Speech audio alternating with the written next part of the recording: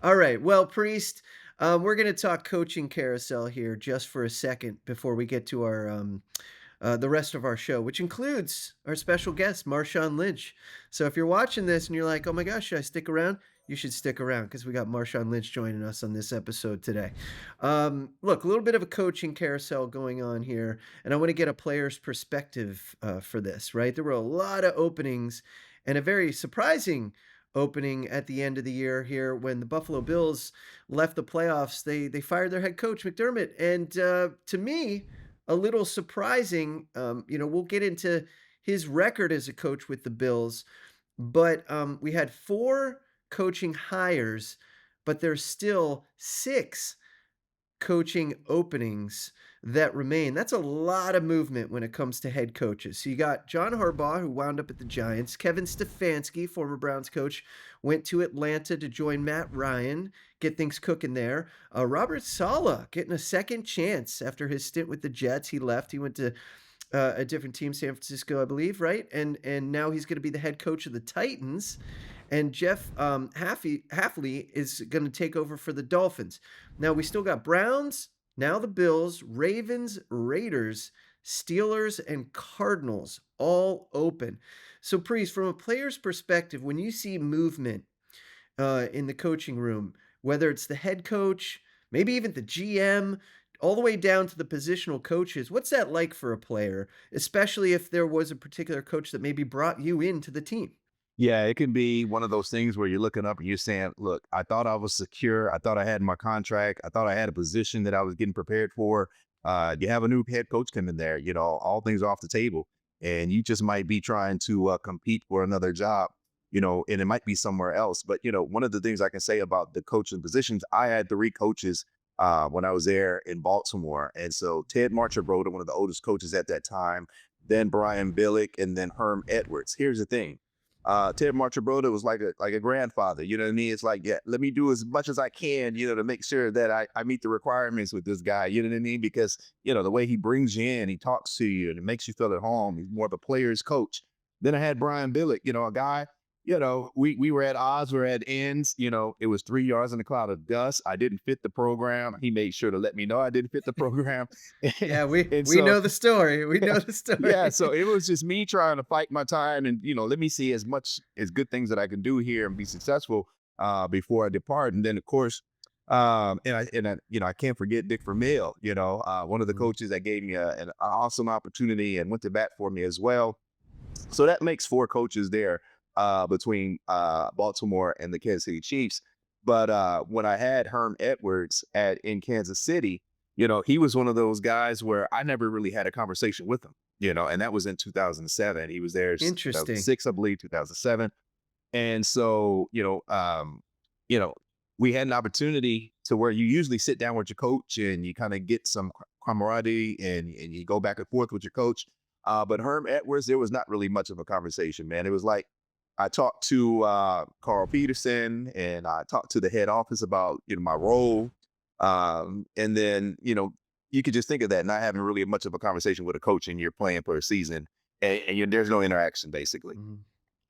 Did that make a a huge impact on ultimately your decision to retire then? Because you said you did this around Thanksgiving time. So you just got to a breaking point and you're saying, "Look, I got no future here. I don't feel like bouncing to another team. I've had my injuries. It's all piling up here." And that was kind of like the final straw that broke the camel's back. Yeah, no, I think it was more or less the loss of feeling that was Yeah. continually happening, and of course I couldn't control when those things would happen, whether I hit the ground by getting tackled, a teammate, goes behind me after I scored a touchdown and slaps me on the helmet. It was just different things that were triggering it. And so I think that was more the case for me making that decision, not so much that there wasn't really a relationship and there was no conversation mainly between Herman Edwards and I. Okay. Okay. All right. So it's time to check our receipts here, priests. I got good news for one of us and bad news for the other person. Do No, you I think think I you're know what the I think I know what the bad news is. I think you you know know? what the bad news is too. All right, we're gonna check our receipts here from the divisional round of the playoffs and our picks, right? So I'll start with you, Priest, right? Because everybody wants to, we want the bad news first and then the good news. So Yes. unfortunately, you were on the bad side of the coin last week. You went 0 for 2. So you racked up 0 points. Your 3 point play was the Texans, and your 2 point play was the Bears.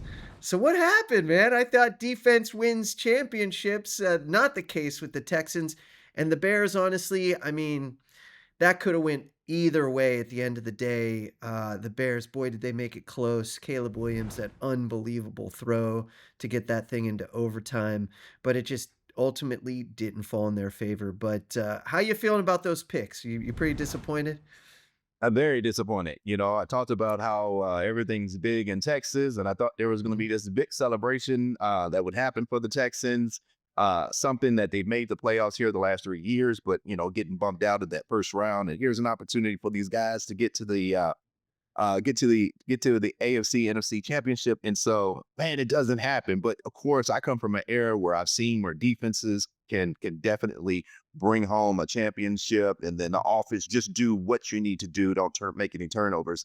But when you look at what happened with the Texans, obviously the defense, I thought they were going to be a lot more stout and Mhm. controlling of that game. But offensively, Stroud, man, CJ was running all over the place. There wasn't much he could do. I can tell you that. And then for me, at crucial times, for him just to lock the ball up, to try to get rid of it, knowing the environment of the game and Mhm. expectations, and seeing those picks that occurred, man, that was just tough to watch. Yeah, tough to watch. We'll dive into that game a little bit more here. Now for the good news. Look, I'm not going to stand on top of the mountain and scream and shout and brag, but I did go for two. I did go 2 for 2, and I racked up all 5 points with my picks. I went 3 points with the Seattle Seahawks. I thought that was gonna be a lot closer game. I knew the Niners were gonna struggle without Kittle, but boy, right out of the gate, game over. 41-6, I not Yes. even close. Niners couldn't sniff anything in that game, and the Seahawks really silenced a lot of doubters, saying that this team they were paper tigers. But again, they just executed on all fronts and got it done. And then my 2 point play was the Denver Broncos. They handled business. It was a close game, field goal to win it. It just, they find a way to win and they continue Yes. to do it, whether it's 1, 2, 3, 4 points. It doesn't matter. The Broncos are just getting it done, but they're up against it, which we'll talk about in a little bit as well. All right. So, Priest, playoff totals for points. You've got 6. I've got 11. I'm up 5. But good news for you, when we make our picks going forward, there's only 2 games left. You get one of them, and this next round is worth 5 points. So you can easily tie this as we head into the big game. So you still have life, Priest. You still have life. It's not That's over what I'm for you talking yet. about, Mark. Yeah, if I It's not still got over for life, you yet. if I still got at least one pick to make, man, that makes the difference. And so watch out, man. I'm Yeah, coming back. you could be the Caleb Williams of this show. You could be the comeback kid. We'll see. We'll see. Breaking news from Bet365. New customers bet $5 and get $150 in bonus bets, win or lose. Sign up, place a bet for $5 and get $150 in bonus bets, win or lose. Bonus bets can be used on the spread, player props, futures, and so much more. Whatever the moment, it's never ordinary at Bet365. Hey, do you have a gambling problem? Call or text 1-800-GAMBLER in Arizona, Colorado, Illinois, Indiana, Kansas, Kentucky, Louisiana, Maryland, North Carolina, New Jersey, Ohio, Pennsylvania, Tennessee, and Virginia. Or 1-800-BETS-OFF in Iowa. 21 plus only, 18 plus in Kentucky. Please gamble responsibly. Must be present in Arizona, Colorado, Iowa, Illinois, Indiana, Kansas, Kentucky, and select parishes in Louisiana, Maryland, North Carolina, New Jersey, Ohio, Pennsylvania, Tennessee, and Virginia. $10 minimum deposit required. Terms and conditions apply. In-app only.